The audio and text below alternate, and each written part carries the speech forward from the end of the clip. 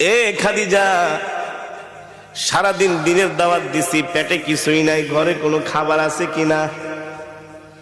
আম্মাজান খাদিজা বলে, ওগো প্রিয় স্বামী, আমাদের ওই যে ছোট একটা বকরি আছে, শুধু ওই বকরি থেকে সন্ধ্যাবেলা এক পেয়ালা দুধ দহন করে আপনার জন্য রেখেছি।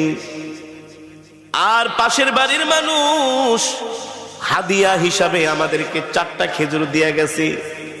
আমি 2টো খেজুর খেয়ে 2টো খেজুর আর এক পেয়ালা দুধ প্রিয় স্বামীর জন্য রেখে দিয়েছি।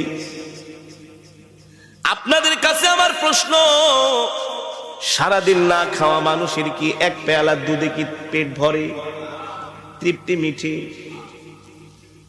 আম্মা জান আয়েশা রাদিয়াল্লাহু তাআলা আনহা আল্লাহর নবীর সামনে দুধের পেয়ালা হাজির করলেন।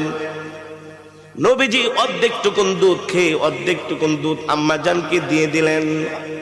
নবীজি একটা খেজুর খাইলেন, আর একটা খেজুর আম্মা জানকে দিয়ে দিলেন।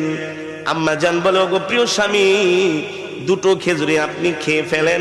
আল্লাহর নবী বলেন, না না না, আমি আমার হাত দিয়া তোমাকে একটা খেজুর খাওয়ায় দিব। আল্লাহু আকবার।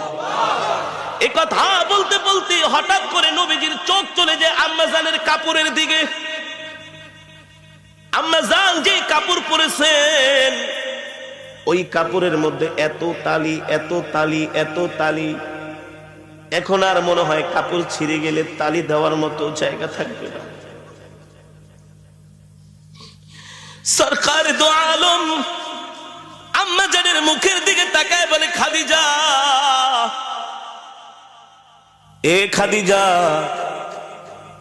40 মণ স্বর্ণ নিয়ে আমাকে বিবাহ করলা, কতটা মাস হয়ে গেল, ঠিক মতো কোনোদিন ঘরের বাজারও করি না, বাজার সদাইও আনতে পারি না, না খায়া থাকো। আজকে দেখলাম তোমার কাপড়ের মধ্যে এতগুলো শিলি। ও খাদিজা,